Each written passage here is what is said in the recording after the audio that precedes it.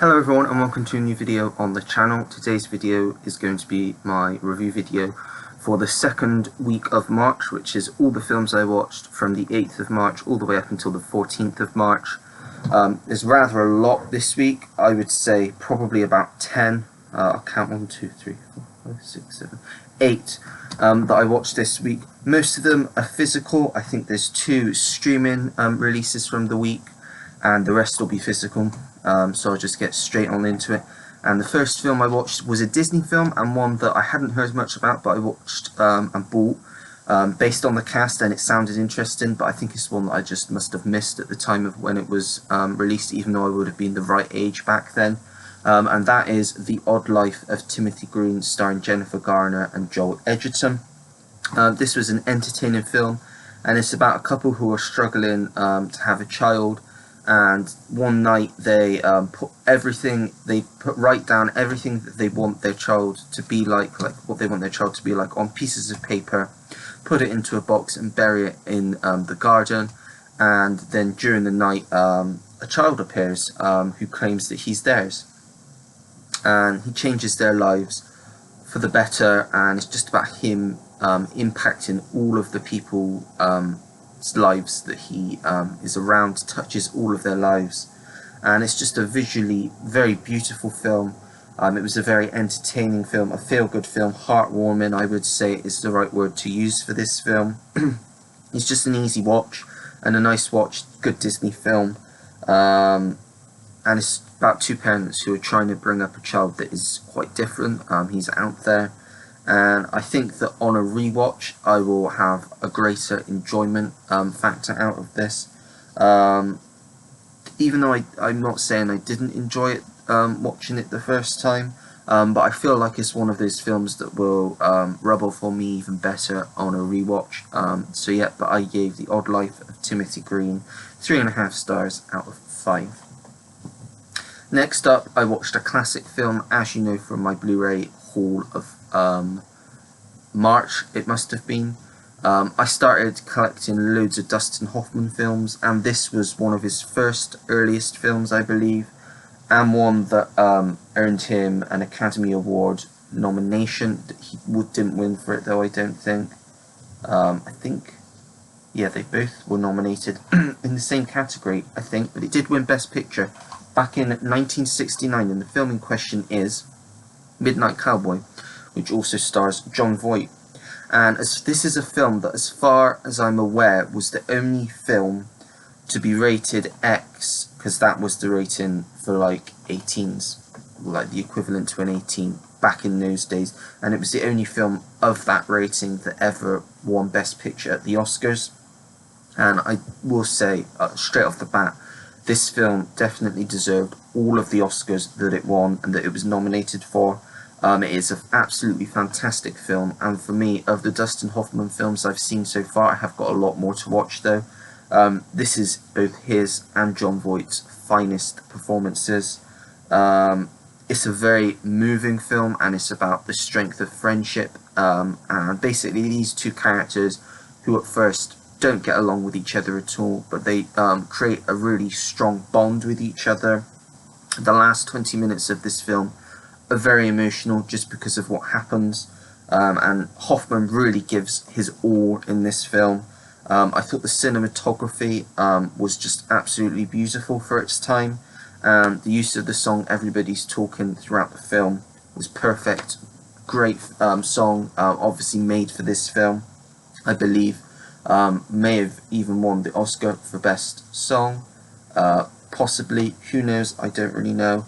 But it is, as I say, a fantastic film, almost a flawless film in my opinion, and one that I will most definitely be watching again in the future. I gave Midnight Cowboy 4.5 stars out of 5. Next up was the first streaming film that I watched of that week. There were 2 new releases out that week, and the first was The Adam Project, the new Ryan Reynolds, Sean Levy film, and one that I was looking forward to for a while. At the time, I will say I probably rated this higher than I would if I were to rate it now, having let it sunk in. I just think I was looking forward to it so much, and it delivered on almost everything that I was expecting it to. I just gave it a really high rating, but I'll read my review and let you know my thoughts. So, I thought that this is by far the best Netflix original film that has been produced so far. Still think that is true. It's a film that comes around once in a decade, that is just full of nostalgia and a joy to watch. I still think that that is pretty much true. It is just one of those films that doesn't get made very often nowadays, that is just a throwback to the 80s, I would say. It has a very 80s Amblin feels to it, and it does pack a big emotional punch.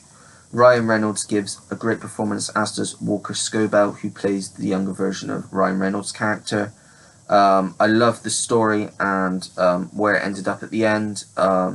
It is, to me, a really, really good film. I put near perfect, but it's not, because it definitely has its flaws in places. But there, and as I say, there are issues. The CGI de-aging was quite bad. It did put me out of the film a little bit, but I think in terms of story and characters, it's just a great watch. And it is one of the first Netflix films that I can actually say I will probably revisit, because I did really enjoy it. At the time of rating it, I did rate it 5 out of 5 stars. Now, having sat and thought of it a bit more, I'd probably drop it to 4 out of 5 stars, which is still very good. It is still a very good film, and one of the highlights of streaming for March, I'd say. Not in general, because I still think Batman will be the main highlight come the end of March, because I can't remember I watched a lot during March. Yeah, it's still a great film, so I'll give it 4 out of 5 stars. Then next up, I don't know why, I just felt like watching this sort of film, and the film in question is Florence Foster Jenkins. I guess I watched it because Meryl Streep's my favourite actress, and just felt like watching it because it was one I haven't seen. It was a pleasant watch. It's another fantastic Meryl Streep performance. I thought the story was really interesting, because it was a story that I hadn't really heard much about before going in and watching this film. And it's basically, the moral is not letting people judge you for who you are and what you like to do. Just be yourself. That is ultimately the message from the film. And she definitely was always being herself. Florence Foster Jenkins seemed to be a very remarkable person, a woman who defied many obstacles in her way, and Meryl Streep just really brings her to life, with the help of Hugh Grant, who plays her doting husband, who just really wants the best for her. It was an entertaining watch, and it wasn't a groundbreaking film. It is still a good film, and one that, if you like a good biopic, I would definitely recommend. I actually gave Florence Foster Jenkins 3.5 stars out of 5, so it is an above average film. It was fun, it was a good biopic, so I would recommend it. Right, next up we have the second streaming film of the week, and that film is the latest Pixar film, Turning Red. Straight off the bat, I'll say this is definitely, for me, on the lower end of the Pixar films. It definitely still has the heart and the message that all Pixar films have, but was just too different from all the other Pixar films, had a different feel than Pixar films do, and was just maybe too ambitious for its own good, I would say. The tone of the film just didn't feel right for the plot, if you know what I mean, and the main character's voice just grated on me. It was very annoying. The story itself is quite a good one. As I say, the plot was quite good. It's interesting plot, and I will say overall it is still a good Pixar film, but it's not on the level as classics such as Toy Story, Monsters Inc., Finding Nemo, like that. It is definitely towards the bottom of the Pixar films. I would probably put it in top 3 bottom Pixar films for me. Just didn't enjoy it as much as I thought I would. It's a very average film, I'll say. It's not bad, but it is average in terms of Pixar films, and I gave it 3 out of 5 stars. Next up, we got 3 left. I watched a classic from the 80s that I was recommended from my mum, so I sat and watched it with her. and that is The Outsiders. This had everything going for it. It has a great cast, a promising story, and yeah, just everything good about it.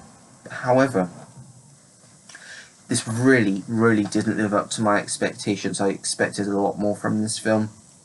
I will say firstly, the cast were all great, and it's good to see some very early roles from people like Tom Cruise and Diane Lane. The story was good, but I feel like the complete novel version of the film just drags it out a bit too much. I think the original version is probably better, and towards the end the story becomes very convoluted and feels just a bit all over the place towards the end and rushed ending. By the end I didn't really have much of emotional connection to any of the characters that I definitely should have. That was the purpose of the film, and for many this is considered a classic.